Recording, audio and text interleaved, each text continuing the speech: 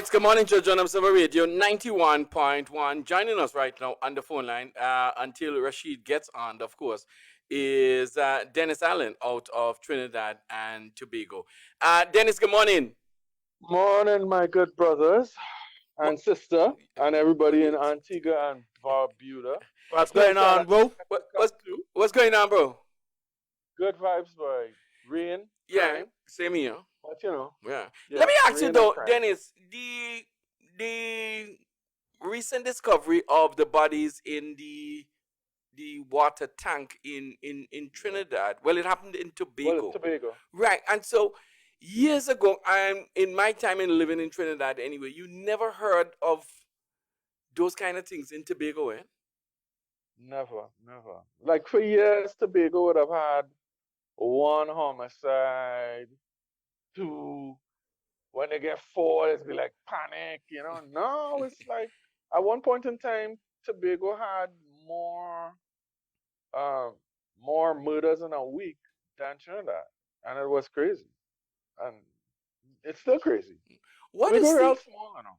Yeah, I know. Tobago's population is 50,000 people. Actually, but Tobago is 8 square miles bigger than us. Eh? Tobago is 160, we're 180. Can you imagine that? Y'all have more than 50,000 though. Yeah, we have just about 100,000. That's what I'm saying. Yeah, give or take. Yeah, but let me ask you though, Dennis, what is the latest in terms of the investigation? The police leading towards murder or is suicide? This is the thing, right? Now we would have talked on this show on many occasions about the 𝗴𝗶𝗴, right? So in Tobago, now this is northwest Tobago, 𝗵𝗆𝗆, beautiful beach area, all right? So this part of Tobago is actually known for the 𝗴𝗶𝗴.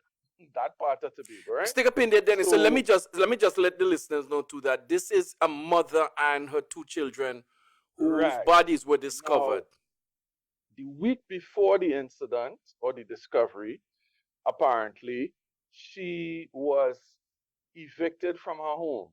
Don't have all the details, but this is the reporting here that I'm summarizing for you guys. Right. She was evicted. She went back to Tobago. She was displaying, or this is what people around her were saying, that she was displaying unusual and irrational behavior, walking around naked, etc. And here's the thing that bothering me the most, right? Although it's a water tank, it's a 40-foot, I think, 20-foot diameter and 40-foot high water tank. Wow. The water tank was empty. So just think about dropping 40 feet onto a solid steel surface. Right, that's one of those storage tanks that will supply water to the communities there. Yeah, so it's like a cistern, well, not a cistern, it's a tank, a storage tank. Yeah. So they pump the water to the tank, and then the water streams down under gravity flow, and the pressure builds up to the community. Yeah. So 𝗵𝗆𝗆 is the highest mountain in Tobago. It's part of the North Ridge protected area, one of the biggest protected areas in the hemisphere, actually.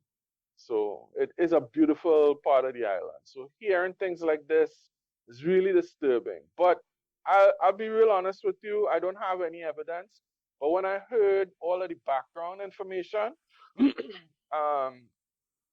I do not think it was a homicide. I don't think it's a homicide. I am hoping that I'm wrong, but too much of it is stacking towards, the suicide part of it. Yeah, too much of it. And not the 𝗴𝗶𝗴 part of it. Yeah, well, that's the other thing, right? People say that she go on there and somebody put something on she, and all kind of, listen, parts of this country.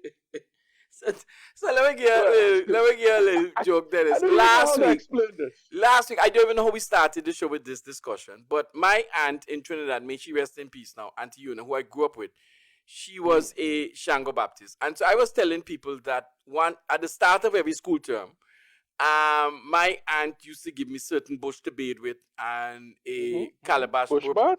Yeah, and a calabash that prayers was said over, and right. And I don't know if you've grew up with one of those people, Dennis, but my grandmother, right, they used to call her the White Baptist. My grandmother is of Syrian descent. My great grandparents would have been from Damascus. They were Christians in Damascus, and they migrated here. So our family is kind of. She was a ultra Catholic for most of her life. But then when she moved up to town, she used to live in central Trinidad. And when she moved up to town around like late teens, 18, 19, she had my mom at age 19. She co-founded one of the Baptist churches in Barataria area, right? And she was known as the White Baptist. But here's the thing. Yeah. It's spiritual Baptist, which is a little different. But she had a shrine in the yard, which is very uncommon, right? And if I remember the things in the shrine, it would have been a shrine to Oshun. That's my feeling. So there were elements of, and one of the things that my grandmother would have done is annual pilgrimage to 𝗳𝗏𝗏, which is the La Divina Pastora. It is the Black Madonna statue in the 𝗗𝗏𝗏 Church in 𝗳𝗏𝗏. So these things were a lot of, how to put it, I never see my grandmother say prayers on nobody, but people would come to my grandmother and get certain things, bush bath, bush tea, and I would, anytime I go by my grandmother, I would bathe with a calabash, bro. I mean, and and people here, and it's a plastic, it's a bucket, it's a container. People here were laughing, but I am telling you, if you live it like me, it became the norm. So to me, it was just her life, and so I was living with her, and I just confirmed that I know when school opened, she didn't want anybody working anything on me, and so I had to bathe with certain bush and with the calabash where praise was said over the calabash and wherever, and I guess you grew up with it, so you just accepted that is how it is. Let me tell you, it have more things that we don't know. I'll tell you. Anyway, right? Hey, Rashid. Even to the point of eating pets, though. Never got there. No. Let's say right here. Hey, Rashid, morning. My good brother. Rashid. Right, so we need to super sketch internet again. I know. Hey, we had to take up a donation to get Rashid a new phone. Seriously. I suspect he have an iPhone. Lord Dennis, don't start. Don't start the iPhone Android war. So, so Dennis, just to continue. Continue and just. So my aunt, she used to do these prayers, and once a year she would have a gathering by the house. Thanksgiving, right? And so she would feed everybody that comes by, and and have a fig in a paper bag. Yes, and have a goodie bag. Yeah, I have a goodie bag for all the children. You catch away nothing. Right. But because Antiguans, because you've never experienced it, a lot of Antiguans, majority of them have never experienced it. To them, if they see it, and so what used to happen is they used to kill the duck, and depending on how the blood splat on the wall, then they will read certain things into it and whatever. Boy, so my grandmother never believed in the animal part of it, so she never did that part of it.